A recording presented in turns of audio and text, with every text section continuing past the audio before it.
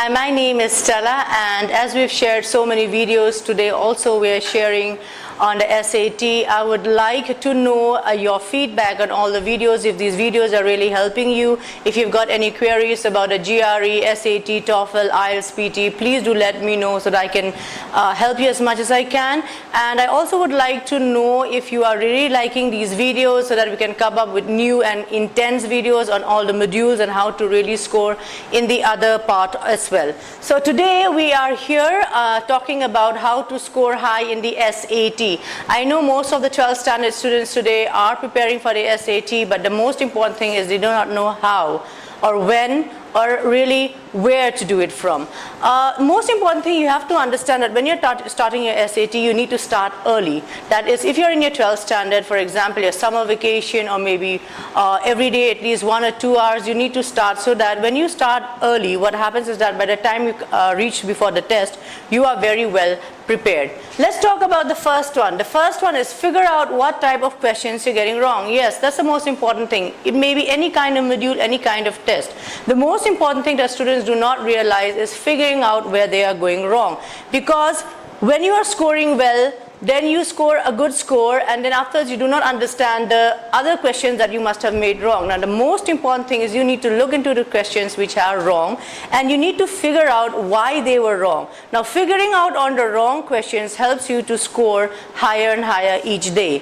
Number 2, invest more study time. Naturally we're talking about the SAT, and you know that we all know that it does not have a syllabus, so you need to invest more study time. And as an advice, I would like to at least advise you for 2 to 3 hours every day for 6 days a week for the SAT preparation. The third one is motivate yourself. Very important, because sometimes the language is quite high. We're talking about the verbal part, and sometimes students get demotivated. Now we all as trainers do motivate the students, but you need to motivate yourself also, because it's not easy when especially it comes from the starting part. After 15 or 20 days you get to understand what the real structure is, but you need to keep motivating yourself. That is very important.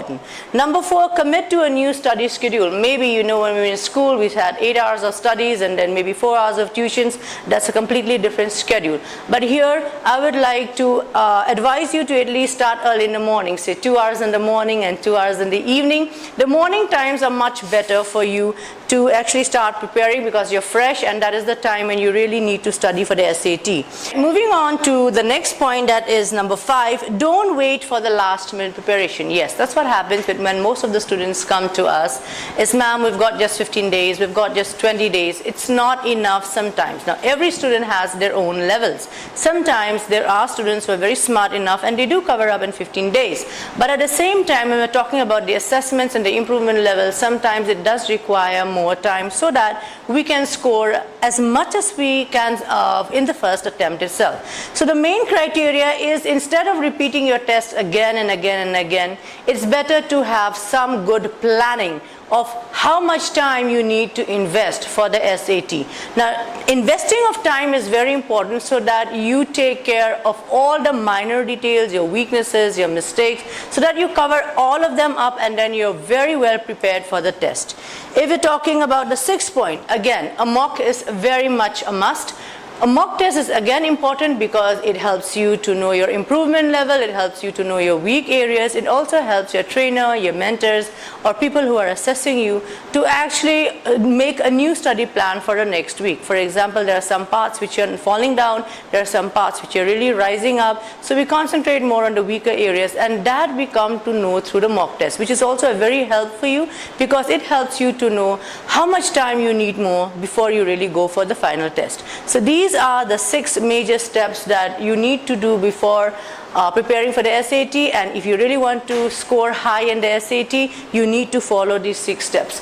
We are doing more and more videos on the IELTS, PT, TOEFL, GRE, GMAT and SAT, and we'd like your reviews on the videos. We'd also like comments and likes, and also most importantly is we'd like to know if we could help you in any other way, or if you're preparing for the IELTS, PT, TOEFL, any kind of test, if you need any queries, you need to know how to score more, you have problems in certain areas, please let us know, and we'll be more than happy to help you. Thank you for being with me today.